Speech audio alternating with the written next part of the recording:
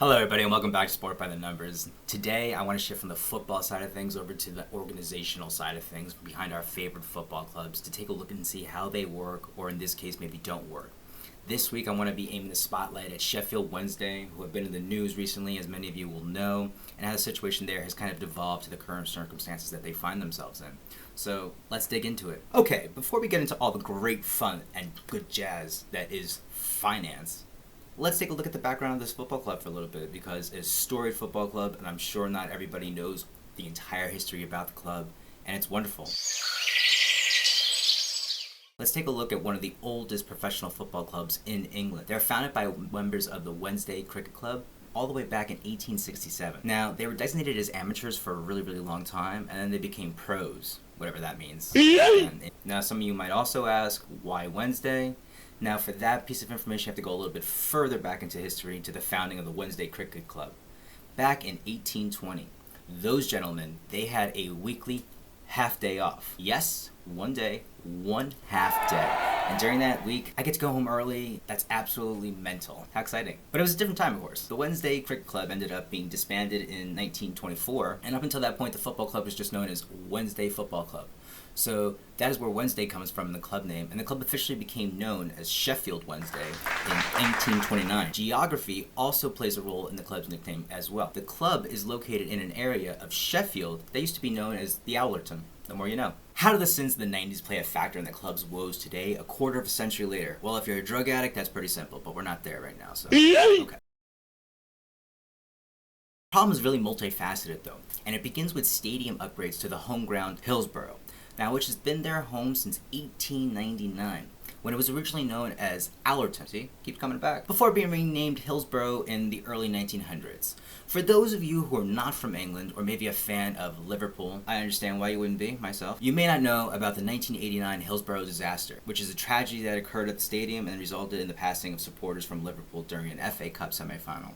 The tragedy ended up triggering what's known as the Taylor Report, and that mandated that all stadiums needed to be all-seaters by 1994 for top division teams, which was going to include Sheffield Wednesday. At the time, that meant 10 to 15 million pounds in renovations. That had to remove terraces, they had to add seats, of course, safety barriers, and some additional emergency exits. How did Sheffield Wednesday fund the requisite upgrades necessitated by this report? This was funded via loans from banks, including the Cooperative Bank. That gave them $20 to $30 million in credit. From an operations perspective, this locked in high fixed costs, where annual debt servicing was roughly $2 to $3 million in interest alone. As a result of the stadium upgrades, the total potential attendance was significantly lowered to the current 39,000 seat capacity today. Now, the highest attendance record ever recorded at Hillsborough was in excess of 70,000 persons, but that was prior to the Taylor Report, of course, and when the stadium had a large standing terrace in place. With that in mind, this significantly curtailed matchday revenues per game, as you can imagine. Plus, Hillsborough now is subject to a little bit of stigma as a result of the tragedy. That altogether lowered the average attendance at the gate. Now, it can't just be about the stadium, right? There has to be more going on. You know, at that time, especially when you consider the capex here, it's really not the end of the world. But what else could be going on? And what are the key components in the financial landscape are there?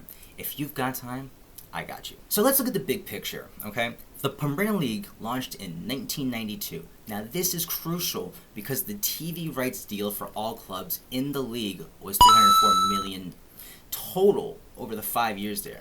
Now this is before the Premier League ITV Premier League package, whatever that thing is, you know, for about $10 million a year. That wasn't factored in yet. And that was going to roughly translate to about $500,000 to each club. Now, additionally, you also have the merit-based payments that you get for like your league position, in case you don't know about that. So depending on where you finish, you get a certain money, prize money. Yeah, you get relegated, you still get money, solidarity payments, parachute payments. They saw those payments and everything else increase. Then it kind of stagnates a little bit in the mid-90s, and then by the late 90s, in the 99 to 2000 season, we see the club relegated from the Premier League. And that's the last time we see them in the Premier League. But let's hold on for a second here, and let's focus in. Because during the 90s, Sheffield Wednesday were a force. Manager Ron Atkinson led the club to a third-place finish in the second division during the 1990 to 1991 season for an immediate promotion to the top flight. At that time, still Division 1, and they also won the League Cup. And for those of you who are around, remember Rumbelows Cup. I don't know. They finished third the following season. In spite of Atkinson leaving ahead of the season, the league position earned them a ticket to participate in the UEFA Cup, which was just considered the old version of the Europa League back then. That, unfortunately, though, was the highest they ever going to soar. Following that incredible season up with back-to-back 7th-place finishes from 1992 to 1994, nothing to be upset about, but they weren't going to qualify for European competition again, and that was a real hindrance to them. However, those early performances seduced the club hierarchy into splurging in the transfer market, just like early returns in a pyramid scheme lure you into giving more money to the guy. And what did that mean? So it ended up meaning they were going to splash the cash in the transfer market, right? They ended up buying Des Walker from Sampdoria in 1993 for $2.75 million. To be fair, he did end up making over 300 appearances for the Owls, so it was a very good transfer. Then they got Darko Kovacevic in 1996 for $4.2 million, which is one of Wednesday's biggest ever deals. However, he left 1 season later after joining in the January transfer window there, when he didn't really adapt to life in England, and he just, he didn't kick on there with the team. We also got Benito Carbone in 1996 as well, for at least $3 million, reportedly. Then that got followed up by his Italian compatriot in Paolo Di Canio in 1997 for $4.5 million. And we also got Wim Jonk, in 1998 for $2.5 million. But there was no return on him because he ended up retiring following the conclusion of his contract. So they started getting a lot of high-profile players, trying to catch back up to those leaders like Leeds United, Manchester United, back into Europe. And with high-profile players coming in, you can certainly expect the wage bill to increase. And boy, did it. By the mid to late 90s, the wage bill had skyrocketed to 80 to 100% of total turnover, aka revenue, and at times exceeding it, but more on that later. Part of the thinking you have to reckon was, gee, we just hit third, we're playing in Europe, why can't we do this next year? If not next year, what about the year after, because it's a competitive league, right? But reason left the building, so to speak, when it came time to open the checkbook, because the club failed to diversify the revenue sources that it had, so it leveraged debt to fund transfers, and the cooperative bank was all too happy to oblige the club, and why wouldn't they? The new TV deal that was signed meant the club was guaranteed a base amount of revenue no matter what before any ticket was sold, so the bank would certainly offer assistance in a time of need right now. Especially since the first loan for the stadium, yes, they also funded that in case you forgot, went so well and was, they were still on the hook for that. And anyway, in case you didn't know or weren't familiar with the financial landscape at that time, the club was earning around £15 million a year, and the banks were lending at roughly 1.5 to 2 times annual turnover during this era, so why not give them more money? Run. It's the naughties meltdown. All of this came to a head when the club was relegated, and the open faucet that was the TV rights deal, among others, was cut to a dribble in the lower league. I mean, I really need you to think about it. By May of 2000, the club owes the bank £16 million, and within 2 years, that figure is going to exceed $25 million. Crazy. TV and central income collapses from £6 to £8.5 million there to just £1.1 to £2 million the very next season, resulting in total turnover more than halving in the 12 months from that season to the next one. They recorded an operating loss too of $1.3 million, which in the grand scheme of things isn't that big a deal, and it's nothing really. Player sales of $4.8 million helped cover this and the tax burden bill that came through. But that's going to be an important factor as we go through each subsequent season after this. Keep that in mind. Instead of bouncing back immediately again, like they did back in the early 90s with Ron Atkinson there, they yo-yoed between the second and third tier of football, which further exacerbated their financial woes. By the mid-2000s, the debt had ballooned to $30 million plus, and we'll get to that later, with interest rates hovering around 5 to 7%. The inconsistency of these performances season to season severely hurt the financial planning, and it earned the club penalties later on. Hillsborough, the stadium that the club had invested so much and so heavily in only a decade earlier, failed to incrementally modernize with the times afterwards, and post-90s, the club basically neglected maintenance on it, leading to a backlog forming, which we see today. And we can't forget about the flops that paid big on during the 90s, some of which we highlighted earlier, but they couldn't even break even on a year later because they underperformed significantly, for example. The loss of revenues and borrowing avenues limited the club to bargain hunting, but an underlying holdover issue that really held the club back further still, like a bad ex-girlfriend. The wage bill was sky high, like the restaurant bill of my missus. But don't tell her I said that. Then like a left hook that comes as the seconds are falling off the clock of a heavyweight title fight, the club's financial woes peaked when the global recession hit and the club were relegated again to League One in 2009-2010. Now, because misery loves company, relegation was greeted with a text that some of us dread, the "we need to talk" one. And that came when the taxman showed his ugly face. HMRC, and for those of you who don't know what that means, it means His Majesty Revenue Customs, issued a winding up petition, which quickly is just a legal action taken to force a company into compulsory liquidation due to unpaid tax debt. You just didn't pay your taxes, man. It's really simple. Pay your taxes. They always get you. We'll go into that more later because that's only 10 short years from now. A lot of things are going to happen now between 2000 to 2010. So let's go deeper, year over year over year. So just as a quick heads up, I want to let you know that all the numbers and the information that I sourced down here comes from what's called their full accounts filing. Now, compared to the US where we have 10K reports, for example, right? They have what's called full accounts, and it includes all those same things that are prepared by their accountants and tax persons at the end of the year. Now, if you go to the government's website in the UK, you can download these files as PDFs all the way back to the mid-90s. So without further ado, let's get on to it. Okay, so for the numbers that came back in 2001, right, the year end there for them, and it always ends pretty much in the summer, sometimes it ends in May. The TV money is the first thing that we see that really plummets, and that goes all the way down to $1.2 million a year, a significant decrease for the club, especially on a couple $1,000,000 just last year. The wage bill increased, funny enough, from £12.5 million to £13.4 million, while revenue declined by £5 million. No problem there. This financial year was when the club started to feel the hangover, with £6.1 million in annual losses. They started writing off the player flops of the late 90s that were still at the club. The net worth of the club at this time fell £8.5 million, and at this point, without too many people realizing it, I think, the club is technically insolvent. No big deal, no big deal, yeah. So that takes us to the next year, really, right? And in 2002, these filings, club is still in the championship, they don't know what's going on, and what do we see? We see revenue further decline by 18%, and a second year in the championship still wasn't being reflected on the wage bill for whatever reason, because it was still £11.1 million, aka more than 100% of turnover at this time, which is insane. Total bank debts and overdrafts were beginning to exceed £20 million too at this time. And at that point, they were losing $9.3 million a year in operational losses. Furthermore, we started to see the profit from player sales that was funding coverage of the losses in 2000 and 2001. We started to see that fire sale cushion just completely evaporate because there was no more assets to sell. And the club worth ended up falling a further £5 million this year. Let's take ourselves to the next year, in 2003. Another season adrift, they end up going into League One.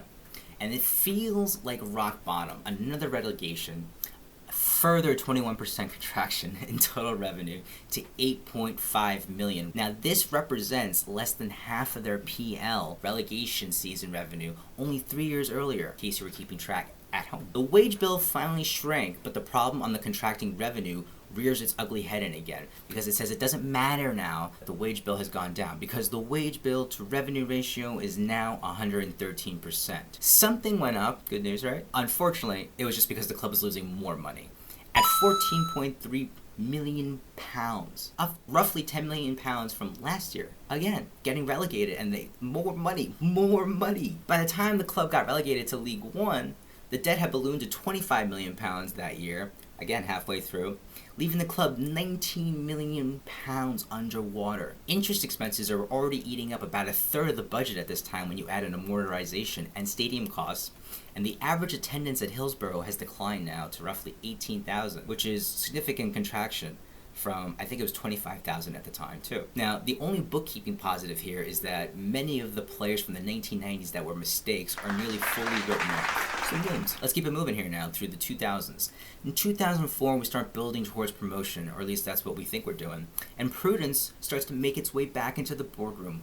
Hoorah! The revenue collapse was stymied, but still, it was a fraction of what it was 5 years earlier. The wage bill declined again, but the revenue still wasn't making up the difference, and the wage bill was still 84% of turnover, down a significant amount from 113% just the year prior, but still over 3/4 of your revenue is going towards wages, not even operating costs. And then from an operations perspective, they were also losing £11 million a year at this point, which is a lot of money for a club that has no money. And then in 2005, they're still down there, but we see a promotion back up into the championship. So let's take a look at the numbers here. For the first time, we start to see revenue improve, albeit marginally. 2 consecutive years this time, though, and it was £9.6 million there. And we finally started to get the wage bill under control at a manageable ratio of 57% of turnover, which again is a huge turnaround. First from 113% 2 years ago, down to that 80 mark right down there last year, and now 57%. The club, though, is still losing £10 million a year in operating losses, so they haven't really figured out how to stymie that. And the club debt is going to end up peaking right around here from December 2004 into January 2005, when the club ends up getting a refinancing deal done for the debt. Bottom line, even on the day when they walked out of the Millennium Stadium and they won promotion back into the championship, Sheffield Wednesday were £25.7 million in the red, more underwater than the day they were relegated from the Premier League 5 years earlier. Pull me up. Like the club was hoping to get themselves pulled up through the late 2000s there. It started with David Allen. Now for those of you who don't know, David Allen is a local Sheffield businessman who ended up helping out the club. Let's take a look at some of the key metrics here from a financial and operations perspective. Turnover is going to improve for a third straight year, reflecting some of the financial bounce of promotion back to the championship. It was roughly 20% year over year compared to the previous year at £11.6 million for this year when they were promoted. The wage bill finally is under control at $5.6 million, again roughly, but the structural losses remain huge and unchanged from the previous year. As well, they are continuing to lose £11 million in operating losses. On the day Sheffield Wednesday walked back into the championship in May 2005, again, they were £25.7 million in the red, more insolvent than the day they left the Premier League. But it took David Allen exactly 1 year to cut the interest bill in half. He pushed annual loss under $500,000, and he began the long, slow job of dragging the club out of the grave the 2000s had dug for itself. In 2007, we see David complete his cleanup efforts, and after 7 straight years of total losses amounting to more than £45 million, the club is still £26 million underwater on the day they returned to the championship. Somehow, but David stopped the bleeding, remember. In the 2006-2007 season, Sheffield Wednesday recorded their first pre-tax profit since 1993. Congratulations, guys. You deserve a piece of cake. Or pie with whipped cream. And ice cream. Key. Maybe coffee. Yeah, coffee. Cool. You know, it was 1.4 million in the black. We love to see it. And it reduced the bank debt amount to a mere £21.5 million. It had taken 4 years, 1 relegation to the third tier, 1 playoff escape, and the sale of pretty much anything and everything that wasn't nailed down and it was valuable, left over from the 90s. But the club was finally just about solvent enough to go, I can breathe. But then reality comes to bite. 2008. The club is living on player sales right now, regardless of whether it wants to acknowledge it or not, and it doesn't. It had $3.3 million of profit in 2008 for that, up from $2.4 million in 2007. Now, without those sales, the underlying losses would still be about $12 to $13 million a year. A little bit of an increase, actually. Now, the wages at this time also found a way to creep back up, although the promotion kind of explains that, to £7.2 million, which is the highest it's been since 2005. Now, this is also because Brian Laws, which was the gaffer at the time, he was allowed to spend and the club backed him. You know, a lot of factors make sense there. So that's okay. If we take a step back, by the spring of 2008, Sheffield Wednesday had achieved something nobody thought was possible just 5 years earlier. 2 consecutive pre-tax profit periods. The bank debt was frozen at £21.5 million, and the balance sheet hole down to $20 million and change. It looked like the nightmare was finally over. It wasn't, though. It wasn't. The profits were built almost entirely on player sales, as I mentioned earlier. The underlying cost base was still 12 to 13 million pounds a year higher than revenue. And the club still owed the cooperative bank every single penny of the 21.5 million that had nearly killed them in 2003, just a few short years earlier. One bad season without player sales, or just one, we only needed global financial crisis, and the house of cards would collapse again. And both were about to happen at the exact same time. Funny enough. In 2009, we saw our dreams become nightmares, and after 2 years of fake profits built on player sales, we finally had one season without big sales, and the club went straight back to losing money. Wages jumped further yet, 1.75 million, while revenue fell again. A classic championship death spiral, something that we see in many other clubs in the championship. Now, the underlying operating loss now is up again to $14.2 million a year at this point, which is worse than any year that they've had since they were in the third tier nightmare in League One. The $21.5 million that is owed to the co-op debt hasn't moved in 4 years really, and there's nothing left to sell to pay the interest, which again is about 20 to 30% of the budget each year for the club. So to sum up where we are now in 2009, everyone thought the nightmare was over. 2 profitable years, the debt was only $21.5 million. They're about mid-table in the championship. That 2008-2009 season is a record. You know, with almost nothing left to sell, the wages are up again, the gate receipts are falling. Sheffield Wednesday ends up crashing back into losses, as we mentioned, and they posted a $708,000 deficit, widening the balance sheet hole by $3.7 million in a single year. And again, the underlying operating losses now, which was the worst since the League One season, was living proof that you can't paper over that $21.5 million structural deficit for so many years with player sales. But the second sales stop, the whole thing comes crashing down. And that was before the co-op bank finally lost its patience in 2009 and 2010. And not to mention the boogeyman, the bloody taxman. So in case you forgot, remember I said this was all going to be happening inside 10 years. We're not even into the 10th year, and all this has gone on. But there's still so much more to come. The 2000s were almost over, but they weren't going to end without a bang. In May of 2010, the balance sheet showed that there was just £5,000 in the bank. At this time, in case you forgot and weren't keeping track, they still owe £21.5 million to the cooperative bank, and they have a total net liability amount of $30.5 million now, which is astronomical for the club of this sort, right? And we can't forget that the taxman has already begun issuing wind-up penalties for unpaid VAT taxes as well as pay penalties, which are employment taxes. The accounts were also signed, I thought this was cheeky, on a going concern basis with a material uncertainty. Now, for those of you that don't know, that's accountant speak for we nearly died. It was nearly the end. Sheffield Wednesday walked into 2010's close of season with £5,000 in the bank. Again, the $21.5 million still owed to the bank. The exact same figure that was owed to it back in 2003. Bruh. Nothing is changing. $30.5 million of net liabilities, the wind-up petitions on the court list, and a third-tier squad being paid championship wages. And only one man stood between Sheffield Wednesday and liquidation. His name was Milan Mandaric. As the saying goes, one man's trash is another man's treasure. How lovely. And that's how Milan saw it. Their purchase price was a nominal £1 fee to the holding company, but he actually assumed the liabilities via the CVA. Now, what happened here? From 2010 to 2012, he ends up injecting over £20 million.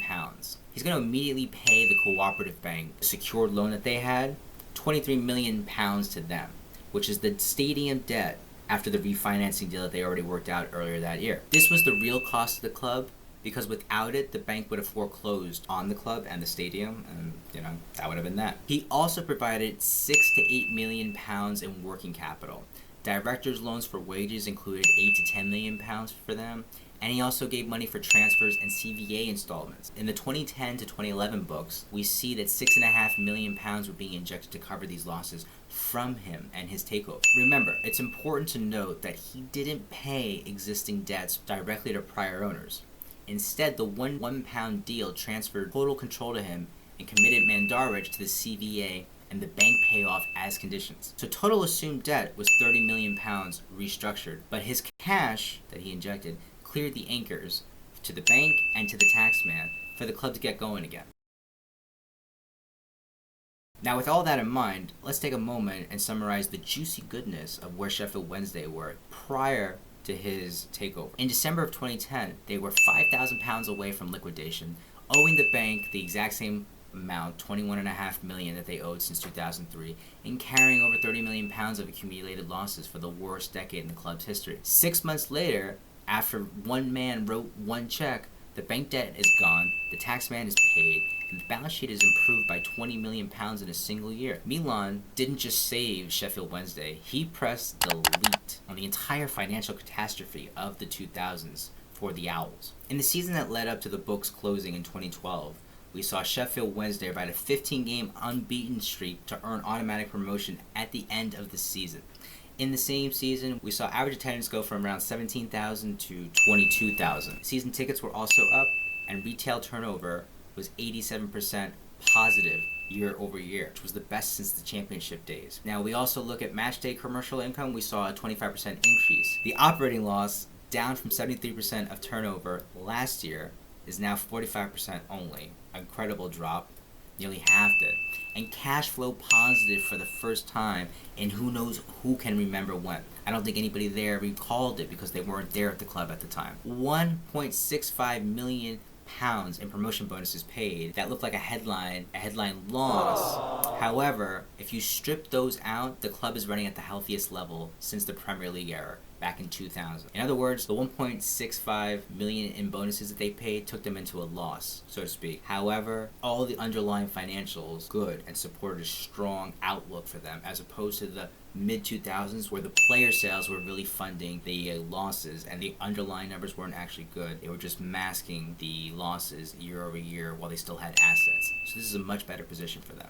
Let's recap where they were. The club, $5,000 in the bank, on a winding up order, and 12 months later, the new chairman, he's paid off every penny of the co-op debt. And after Dave Jones arrives in March and took a mid-table League One side on that 15-game unbeaten run, Sheffield Wednesday were back into the championship. Kind of brought back good vibes to see. It seems to me from the outside looking in. They had the best crowds outside the Premier League that year, supposedly, from a lot of people, and I read online from the social media. Retail turnover was higher than in recent championship season, which was amazing. The operating loss, like I said, was almost half. And for the first time in living memory, and most importantly, cash flow positive. We love to see that money coming. The $5.2 million headline loss, again, forget about it. It was just because of the $1.65 million in promotion bonuses, final $250K kiss goodbye to the cooperative bank. But in reality, Milan had done in 18 months what 10 previous chairmen had failed to do in a decade. He turned the club that was days away from extinction into financially the healthiest it had been since the 1990s, and he got them promoted while he was doing it. Masterclass. Hopefully,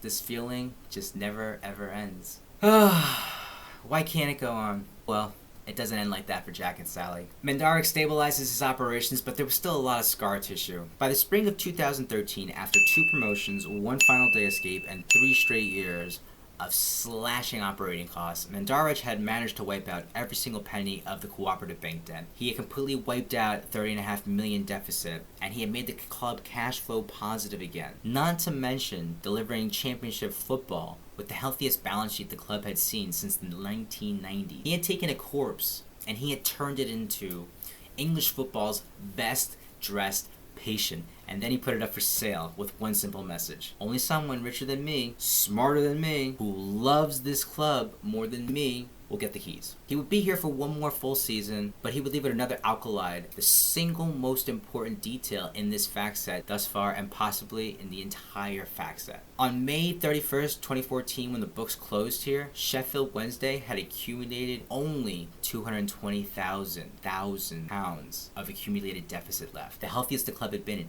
15 years financially. In the summer of 2014, Mandaric, he's going to walk away from Sheffield Wednesday having achieved something no other owner had done since the 1990s. No long-term bank debt, less than £250,000 of accumulated losses per year, a squad good enough to finish mid-table 16th in the championship, and a balance sheet healthier than the day the club was relegated from the Premier League 15 years earlier, something that it was impossible to think about just a few years earlier. On his own terms, of course, he ends up selling the club for £37.5 million to Thai tuna tycoon who promised the earth and then some. The Mandaric era ended with the club in the strongest financial position it had enjoyed since the turn of the millennium. Everything that happened next was entirely avoidable, and that takes us to the current era of the football club.